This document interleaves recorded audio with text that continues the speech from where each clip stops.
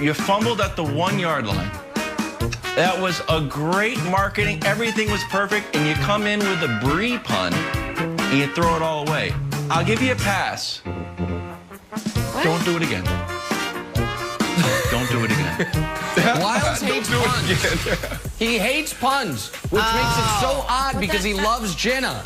All right, sometimes we take things for granted in life. You know, once upon a time, kids, did you know, young people out there, honestly, I'm not that old, but once upon a time, if I wanted to know what time it was or what the weather was, I had to call a phone number. Same thing with movies. There's a thing called movie phone. That existed. We take for granted. Just check now and do it wherever we want it. You can get packages delivered same day. We also take for granted the fact that there is a human being that exists that can take one dribble from half court and dunk it. That's one dribble, and nobody cares. This is not even a top 10 play. One dribble, half court, dunking it. Is Giannis an alien? Possibly. Is he taken for granted? Absolutely. I can't believe what we're watching on a nightly basis with this guy. Can't believe it, and nobody cares. So great. So great. Great take. Hey, guys, this is Jake Reinhardt. Jake Reinhardt is the long snapper for the Toronto Argonauts. Bit of an unconventional way of training, but he's up there in Canada. It's cold, Toronto. They do everything in the snow. That's not what stood out to me. Here's what I noticed, and you all see it. Look carefully.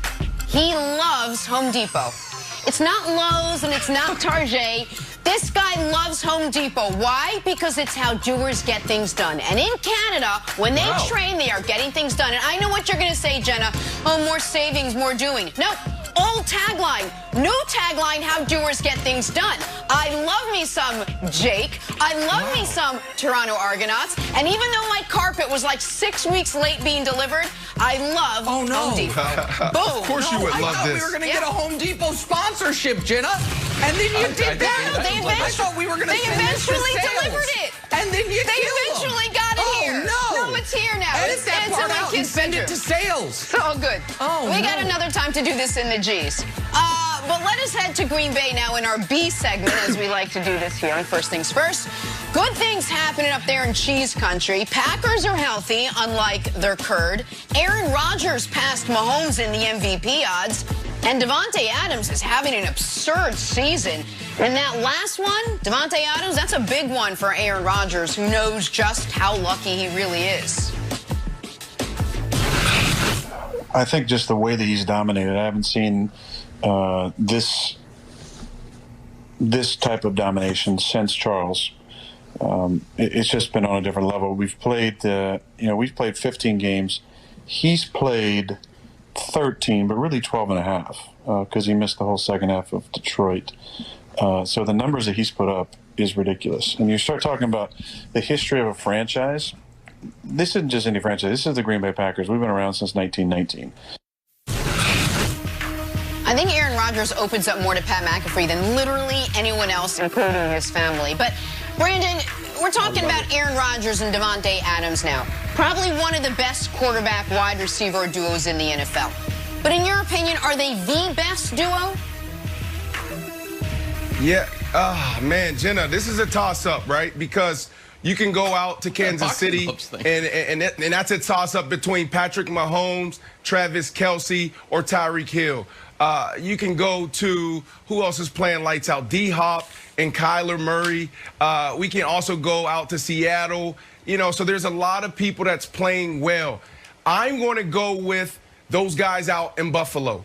I'm going with Stephon Diggs, and I'm going with Josh Allen as the best duo. Wow. Because here's what I'm looking for. And I'm probably wrong, right? Because Davante Adams, everything Aaron Rodgers said is true. He could potentially be the best wide receiver right now. But when I look at this, I'm looking at who reminds me of myself and Jay Cutler. I truly believe if Jay Cutler and I spent more time together and we played 10 years together, we would probably have gone down as the best duo in the history of the game. After my first touchdown, I remember going to Jay Cutler. We met in the end zone, and I said, Jay, Marvin Harrison, Peyton Manning, they're at like 144 touchdowns. They connected 144 touchdowns. I said, that's number one. We got 144 something to go. All right? That was my goal. That was my vision. So I'm looking at the nonverbal communication. I'm looking at guys when they look at their quarterback and they say, yee. That's all they say is, yee. And the quarterback knows exactly what he's about to do. I'm about to do the opposite of what the coach told me to do. Are you with me? So that last play that we just showed, that's a perfect example of those guys being on the same page. This is simple sprint right option. He has one option for real. That is to throw the ball in the flat to get the first down or get the touchdown. That is it. This is a traditional play. Everybody uses it in their third down packages and their red zone package.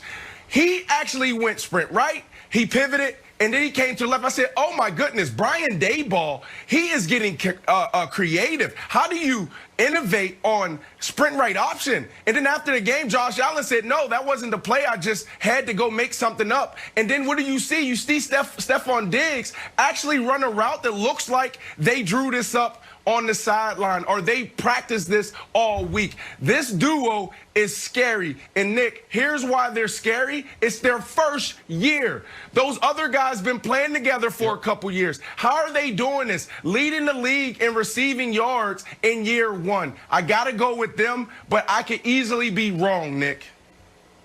Oh. Well, I'm going to let Wilds go, buddy, because there's a lot to unpack. I'm going to go. What Brandon just said.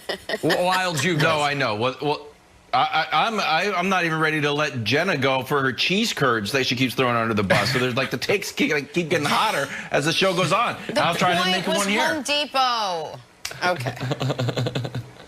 Cheese curds thing. Go. Stop riffing on cheese curds.